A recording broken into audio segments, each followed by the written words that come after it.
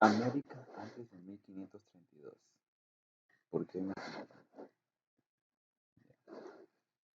Como primer punto debemos saber que los Andes es un accidente geográfico formado por las placas de Nazca y la placa continental sudamericana que se formó hace varios de miles de años y tiene un recorrido de 7.240 kilómetros, que va desde el norte de Colombia y Venezuela, alrededor del lago Maracaibo, del Pico Bolívar y del Pico Hamilton, y llega hacia el sur de Chile y Argentina hasta Cabo de Hornos. Los Andes son dos hileras de montañas que, desde el norte del Perú, es más estrecho y del centro del Perú al sur se va ensanchando.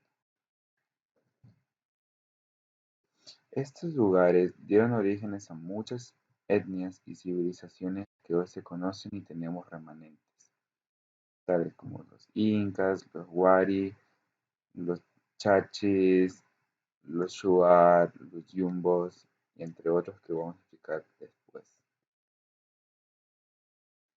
Como mencioné, al norte del Perú se encuentra la parte más estrecha. En esa parte más estrecha encontramos valles. Los valles interandinos son de poco ancho y están a menos altitud.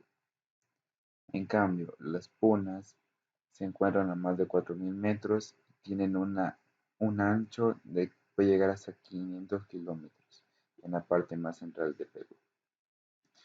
En esta zona, las punas, como son tan altas, la única agricultura que se podía dar en los ichus, que era un tipo de pasto. Los recursos de la zona del accidente. Como ya mencionamos, los Andes fueron un lugar de muchas culturas y cuando se hicieron estas sedentarias, empezaron los cultivos y los ganados. En los ganados se vieron por lo general camélidos como llamas, alpacas, vicuñas, y en los cultivos se dio por zonas. El cultivo de las civilizaciones americanas fue un poco especial porque se daba por laderas, se daba en forma de escalones, como se lo hace también en la actual Asia. En esas zonas, en especial en los valles, tardaba de llegar desde el pico más alto al pico más bajo en 8 horas. En cambio, las punas eran de 5 a 8 días. En los valles y punas, en la parte más baja, siempre se cultivaba maíz o algodón. Después, más arriba, con un templado más frío, se podían cultivar tubérculos como la papa, la zanahoria y en ciertos casos la yuca silvestre. Más al norte y en zonas de puna muy altos del valle, se daban los pastizales de los ichus, se daban los criaderos de las ovejas y era ya un límite de la vegetación.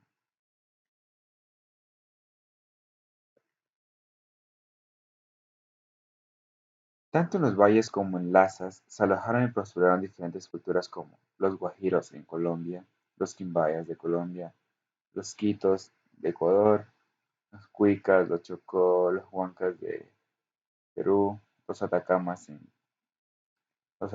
y mapuches en Chile, los chirihuanos y los yumbos en Ecuador. De los yumbos te puedo hablar un poco porque en Santo Domingo queda un remanente de estos, que son los áchilas. Los áchilas han sido una cultura que ha estado por más de 300 años en Santo Domingo, aunque su cerámica no es tan antigua, su agricultura tampoco, porque eran muy nómadas. Recién se asentaron por ahí en 1860 y fueron uno de los que tuvieron contacto por primera vez con tuvieron su primer contacto con los colonos solo para la construcción de la vía Loa de Santo Domingo al Loa porque querían comprar sus tierras. Tahuantinsuyo, las cuatro regiones. Ya. Los Wari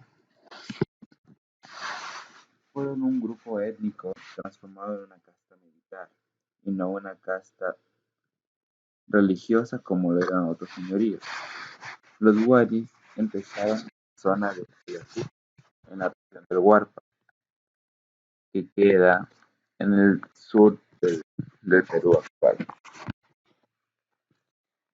Estos Wari se empezaron a invadir rápidamente alrededor de ellos, formando dos secciones, los, los Wari y los Tiwanaku.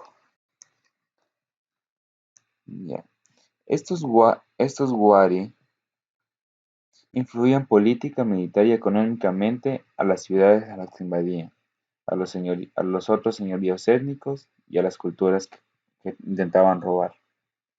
Entre las más robaban a zonas agrícolas como la de Nazca, en Perú, como las del Rihuanaco, las del Chincha, y también quisieron invadir el Cusco. En esta se dio un problema, ya que el Cusco era un valle sagrado que estaba ocupado ya por los incas, que vamos a hablar en la siguiente slide. Aquí podemos observar cómo se han distribuido las dos secciones de los Wari. En la zona morada vemos el Wari en sí, que estaba por la zona de Ayacucho, y en el sur los Tiwanacos. Aquí podemos ver una sección de los Wari, que aún permanecen los remanentes, y ellos también construían varios templos sagrados, aunque su influencia era política. Tahuantinsuyo, la expansión del Tahuantinsuyo. La historia del, la historia del Tahuantinsuyo surge como que una pareja salió del lago Titicaca y estos procrearon a dos hijos y a dos hijas. Y para que tengan una buena vida, los llevaron y se asentaron a salvo en una cueva cercana al Cusco.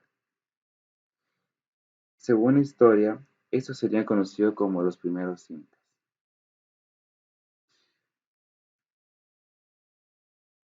Pachacutic fue un líder de los invasores que conformaban el reino, y a eso se le presentó el dios Inti en uno de sus sueños, diciendo que debía guiar al pueblo, y empezó a invadir a otros. Pachacutic dio como hijo a Huayna Cápac. Huayna Cápac a la vez heredó el reino y también procreó dos hijos, Atahualpa y Huáscar, los cuales fueron los últimos gobernadores del reino, debido a que, como tenían problemas de división por el reino, Pizarro tomó esto como una ventaja y los pudo invadir de mejor manera. Aquí podemos ver las cuatro regiones del Tahuantinsuyo, que son el Antisuyo, el Continsuyo, el Chinchansuyo y el Collasuyo.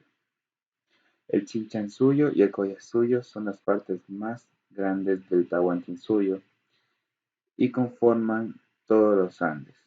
El Continsuyo conforma los valles hacia la costa y el Antinsuyo conforma solo la parte amazónica. Todas estas cuatro regiones tenían como principal al Cusco, ya que todas se conectaban en este, y por eso era el Valle Sagrado. Aquí vemos la bibliografía de los tres textos de los dos textos que nos enviaste, de Garavaglia y de Murra. Muchas gracias.